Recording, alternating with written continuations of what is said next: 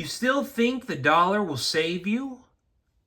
Good evening, America, and welcome back to another episode of Silver Dad Knows. Remember, always live with no edits. If this is your first time here, hit that subscribe button now, as you're going to like what I'm about to say.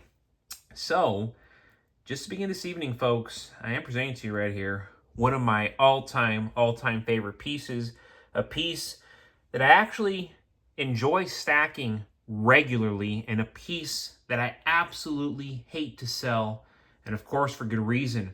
We're looking at a 2009 Libertad, and I do want to note that the 2009 Mexican silver Libertad is a striking coin issued by La Casa de Moneda de Mexico, the oldest mint in the Americas, founded in 1535. Excellent. Reminds me of Rome. Reminds me of Italy. But it's Mexico, folks. The Libertad series, first introduced in 1982, is beloved by collectors and stackers for its low mintages, classic design, and status as Mexico's premier silver bullion coin. The 2009 edition features the famous winged victory statue, which is the Angel of Independence, standing proudly with a laurel wreath and broken chains, symbolizing freedom. Behind her rise the iconic volcanoes, adding national pride and cultural depth to the design. Man, how could we ever forget? The reverse is Mexico's national coat of arms, an eagle devouring a serpent while perched on a cactus, surrounded by historic variations of the emblem used throughout the country's history. Struck in .999 fine silver, the 2009 Libertad was issued in multiple weights, including the popular 1-ounce version, but also fractional sizes, 1/20th of an ounce, 1/10th of an ounce, 1/4 of an ounce, half an ounce, and larger 2 to 5 ounce versions, which I have not dabbled with. I always get just single ounces. Unlike many bullion coins, Libertads carry no face value, emphasizing their role as true bullion pieces with value derived solely from silver content and, of course, rarity. Low mintages in the 2009 series make them desirable among collectors, combining intrinsic silver value, of course, with all-time appeal. Very, very vintage looking for a 2009. And before we go any further, I want to give a quick shout out. This to my always loyal subscriber. This is James Ashbrook, 9485. It's nice Silver Sun is in the video. Family is true wealth. What's the point in stacking silver if not for our families? Beautiful question right there coming from James Ashbrook, 9485. And in truth, yes, folks, that's why I have Silver Sun come out on these videos, because Silver Sun already has a stack of silver. My future child already has a stack of silver, because that's my point. I want to be remembered. I want people to say, hey, he was my grandfather. That was my dad. That was my great-grandfather. It's a beautiful thing to have an actual legacy, to be remembered. And a lot of people nowadays are so focused on making wealth, making money, but they're more focused on making wealth, making money, than giving the time to their loved ones, giving the time to their children, giving the time to their grandchildren, giving the time to their great-grandchildren, because if life is that short, why would you not be spending it with those who are akin to your bloodline? Literally. Me having the bond that I have with my child is the greatest thing I've ever known. It's the greatest thing I've ever known. Even though I had a child at 27 years old, if I was mature enough, I wish I would have had a child much sooner, because it's brought me great joy and it's changed my life for the better. And I've talked to so many individuals who hit 40 years old, successful men, millionaires literally, and they're 41, 42 years old, barely getting married, barely having their first child. And it is so phenomenal.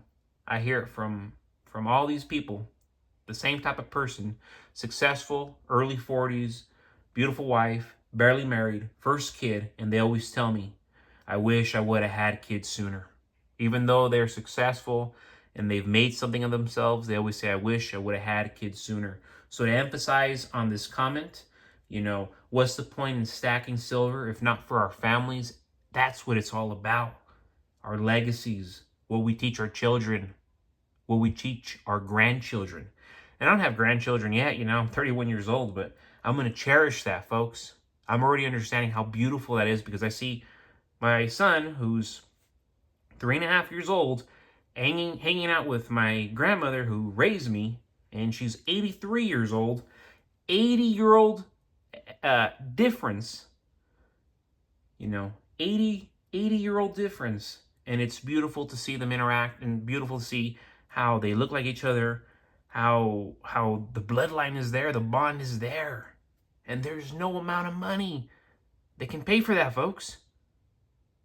And I'm not trying to get off topic, but we need to focus more on our families more than we focus on empty materialism.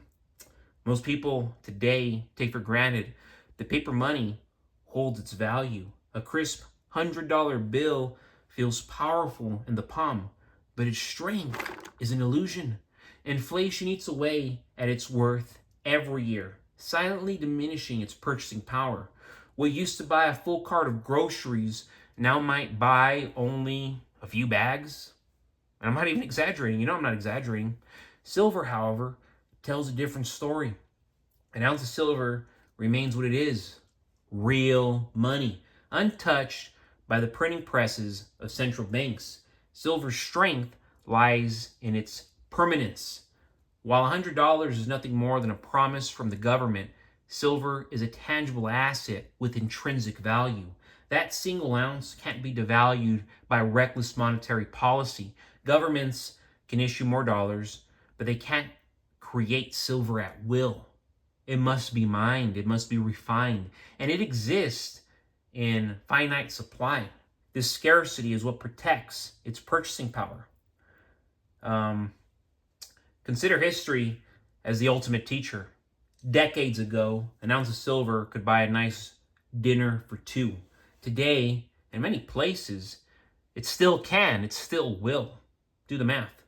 Despite the dollar's dramatic loss of value, meanwhile, that same $100 bill from 50 years ago has lost more than 85% of its buying power. Silver preserves wealth across generations in ways paper currency, it simply cannot. Another key advantage is how it's universally, globally recognized. While a $100 bill is useful within U.S. borders, it's nothing more than colored paper outside. Not everywhere, but in many places. You'll need to exchange it, and its worth depends on fluctuating exchange rates. Silver, though, is globally recognized, globally accepted, whether in Asia, whether in Europe, the Americas. 1 ounce of silver holds weight and meaning. It transcends borders, is my point. Silver also thrives in times of crisis.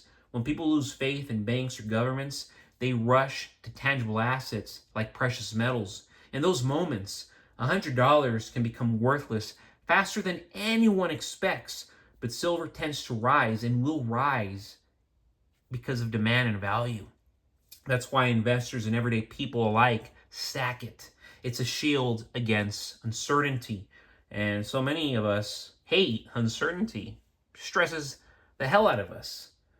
What's more, silver isn't only a store of value. Silver is useful. It powers solar panels, electronics, medicine. The essentials, folks. No one can say, no one can relate that same example to a $100 bill. That's what I'm trying to say.